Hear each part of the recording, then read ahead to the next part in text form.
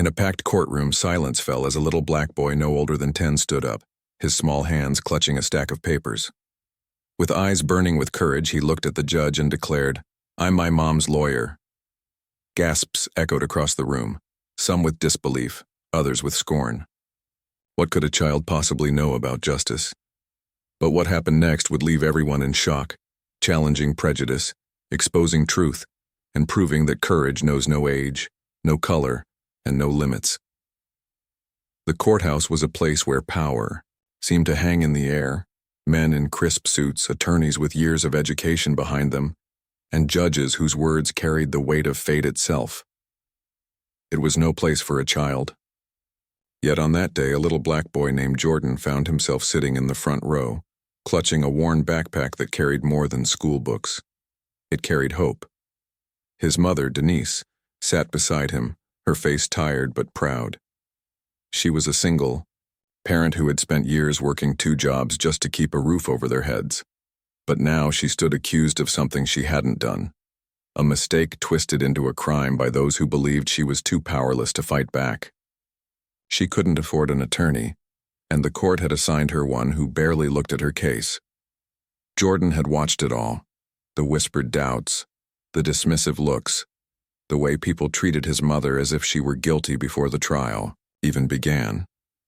At home, while others his age played games, Jordan spent nights poring over books, studying case files, and reading every scrap of law he could find at the local library. He didn't have a degree, but he had something no one else. In that room had unshakable determination to save his mom. No one knew what he had prepared. No one expected that when the moment came, Jordan would rise, step into the impossible, and speak words that would stop the courtroom cold. The case against Denise was already stacked high before the trial even began. She was accused of theft from the very company where she worked late nights cleaning offices. To the prosecution, it was simple. Money went missing, and the single black mother who had access to the building after hours was the easiest suspect. No evidence linked her directly to the crime, but circumstantial details were twisted into chains meant to bind her. The prosecutor painted a picture of desperation, insisting she stole to provide for her son. In the courtroom, the whispers carried weight. Some jurors glanced at Denise with suspicion, others with indifference. The court-appointed lawyer mumbled through his notes, clearly uninterested in fighting for her. To most in that room, the outcome was already written. But Jordan saw everything differently. He saw the exhaustion in his mother's eyes, the cracks in the prosecutor's story, the missing details that no one else seemed to care about. He had memorized dates, receipts, and records. Every evening after school, he had sat at their small kitchen table with the flickering overhead light, reading law books stacked taller than him. His teachers had worried about his homework, but Jordan's homework was freedom. As the trial dragged on, the injustice became unbearable. The prosecution smirked with confidence, the judge glanced at the clock, and Denise sat silently, unable to fight for herself. Jordan's heart pounded louder with each passing moment.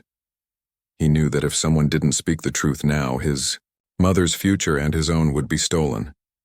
And so, when the court paused for final remarks, Jordan did the unthinkable. He stood. His small frame barely rose above the wooden railing, but his voice carried across the room with a strength far greater than his years. "I'm my mom's lawyer," he declared, his words slicing through the hush. Laughter erupted from the back of the courtroom. Some shook their heads, others exchanged smirks. The judge leaned forward, eyebrows furrowed in disbelief. The prosecutor chuckled under his breath, dismissing Jordan with a wave of arrogance. But Jordan didn't flinch. He stepped into the center of the room, clutching the stack of papers he had studied for weeks. His hands shook, but his eyes were steady. Every pair of eyes turned toward him, some mocking, some curious. The weight of the courtroom pressed down on his small shoulders, but he refused to back away. This was no longer just a case. It was his mother's life, his family's future, and the truth no one else was willing to see. Jordan took a breath, ready to reveal what he had discovered, evidence that could unravel the carefully spun lies.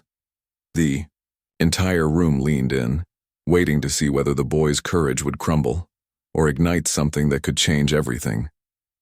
The courtroom grew tense as Jordan placed his papers on the wooden stand, his voice trembling at first but gaining strength with every word. He began by pointing out the holes in the prosecution's story. The night of the alleged theft, his mother hadn't even been at the office the entire time. They had stopped at a late-night diner, something Jordan had proof of. From his backpack, he pulled a crumpled receipt, time-stamped exactly during the window when the crime supposedly took place. A few people in the courtroom shifted uncomfortably, but Jordan didn't stop there. He unfolded another sheet of paper, payroll records he had begged a kind clerk to let him copy from the building's files. They showed that other employees, ones who had access to the offices during business hours, had been overlooked completely.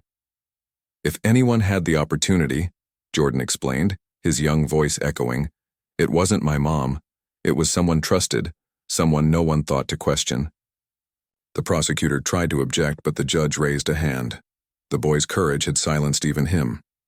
What had begun as a spectacle was quickly becoming something undeniable. Then Jordan reached his final point. He held up a photograph, grainy, but clear enough. It came from a security camera near the office entrance, a camera no one had bothered to check thoroughly. He had noticed it while helping his mother clean weeks before, and he'd remembered. The photo didn't show his mother at all. Instead, it revealed another employee entering the office at a suspicious hour, carrying a bag later reported missing. Gasps filled the room. The prosecutor's confident smirk vanished. Jurors leaned forward, eyes wide, as the weight of the evidence shifted. Jordan's voice broke slightly as he closed his papers. My mom didn't steal. She works too hard for me. For us. She doesn't deserve to be here. She deserves justice. For a long moment, no one spoke. The judge stared at the little boy, his gavel forgotten in his hand. What had started as a case against a struggling mother had transformed into a revelation sparked by the unlikeliest of defenders. A child who refused to let the system bury his family beneath prejudice and neglect. And in that silence, something shifted. Not just the fate of one mother, but the way every person in that room saw the meaning of courage, truth, and justice. The silence in the courtroom lingered like a storm about to break. The judge leaned back in his chair, his expression unreadable.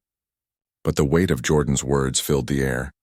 One by one, jurors exchanged uneasy glances.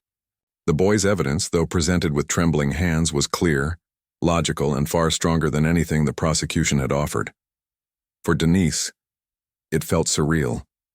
She had walked into the courthouse expecting defeat, expecting to lose not only her freedom but her son's childhood. Now she sat frozen, tears welling as she watched her little boy stand taller than anyone in the room. The judge finally spoke.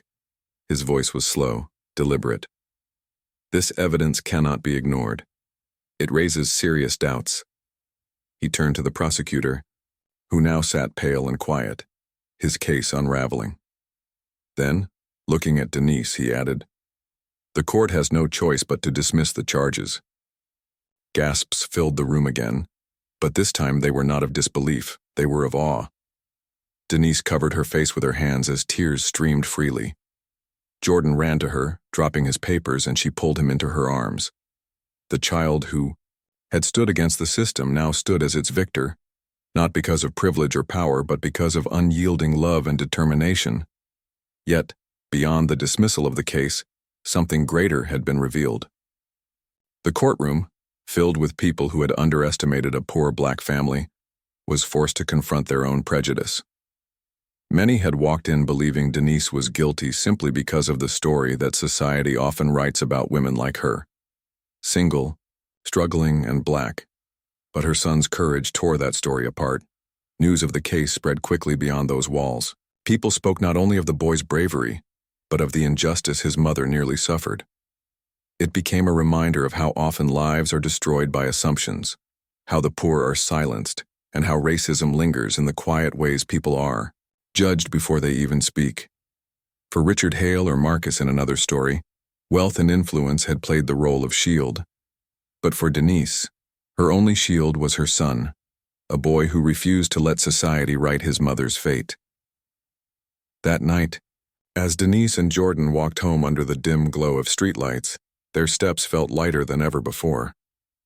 The world was still unfair, still full of battles yet to fight, but one thing had been proven beyond doubt. Courage can come from the smallest voice in the room, and sometimes that voice can shake the very foundations of injustice. And so, the question echoes to us all. How many truths are silenced every day simply because the world refuses to listen to those who seem too small to matter?